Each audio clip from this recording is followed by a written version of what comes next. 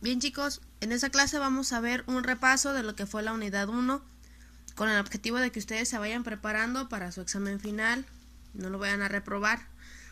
En la unidad 1 vimos el tema de electromagnetismo.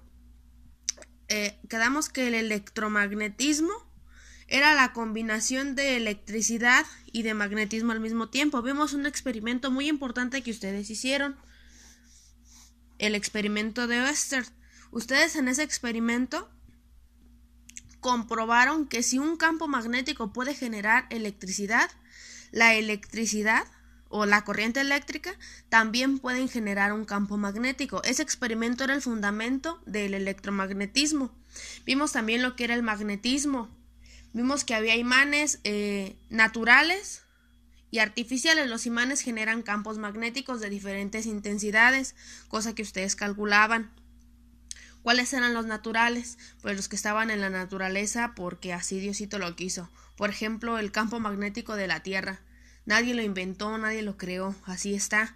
El de, no sé, las piedras imantadas que por naturaleza ya están, los polos y demás. Los artificiales, pues los imanes que nosotros hacemos.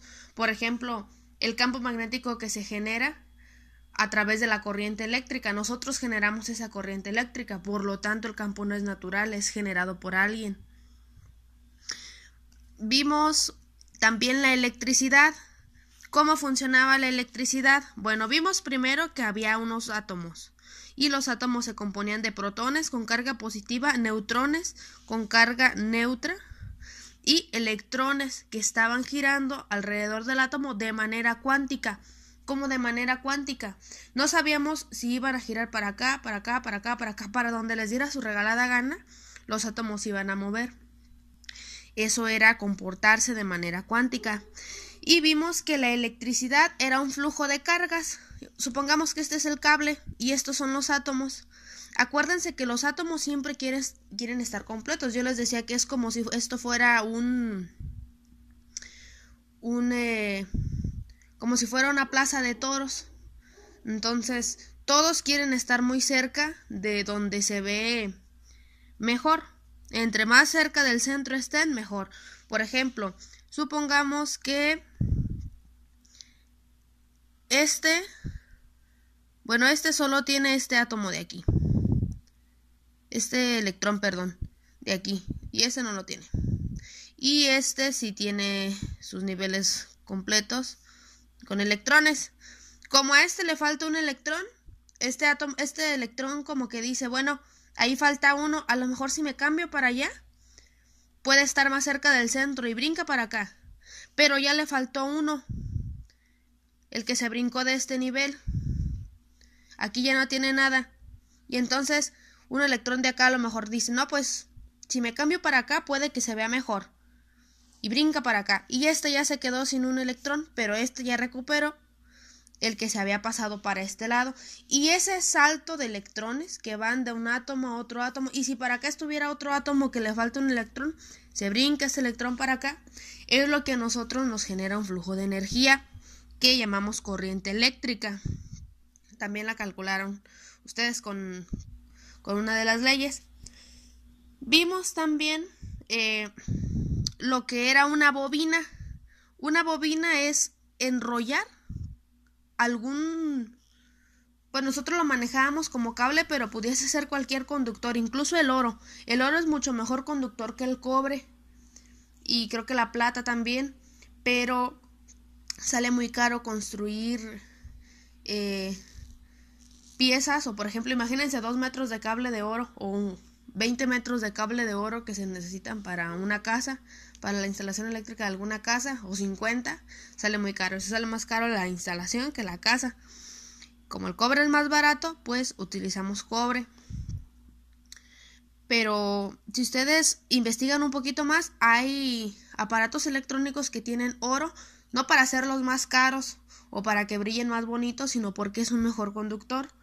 Por ejemplo, hay computadoras o tarjetas madre o microprocesadores que contienen oro en sus circuitos. Como los circuitos son muy pequeñitos, pues no se gasta mucho el oro y son mucho mejor conductores. Pero si comparamos eso, la instalación eléctrica de una casa, pues es mucho dinero, es muy caro. Vimos lo que era un solenoide. ¿Qué era un solenoide? Una bobina con un núcleo. El núcleo podía ser de aire, podía ser de hierro, podía ser de cobre, incluso de tierra o de madera. Y tenía ya sus medidas estandarizadas, sus índices de cuánto era el valor de la conducción del solenoide cuando tenía un núcleo de diferentes materiales. Eso ustedes también ya lo saben hacer.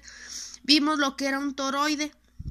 Un toroide, bueno, aquí más o menos se ve, pero un toroide es como si fuera una dona, más o menos así. Pues ahí se va. Como si fuera una dona, y alrededor de esa dona le enrollamos cable en círculos. ¿Se acuerdan? Tenemos que tomar en cuenta el número de espirales y todo lo que nos decía. Eso se llama toroide. También genera un campo magnético. El campo magnético lo representábamos con flechas más grandes. Y todo eso ustedes lo calculaban con estas 3 leyes.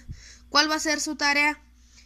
En lo que quieran, en una hoja blanca o en su libreta, van a anotar lo más importante que vimos de estas 3 leyes: ley de Ampère, ley de Faraday y ley de Lenz, y al menos un ejemplo. ¿Con qué objetivo?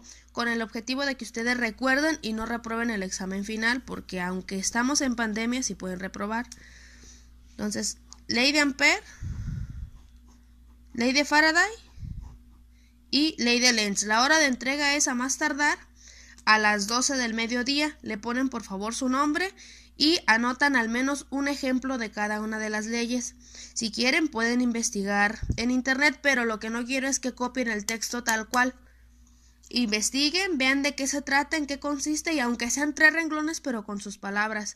Ya saben que trabajos copiados o con sospecha de haber sido copiados o que se parezcan mucho al de otro compañero quedan anulados.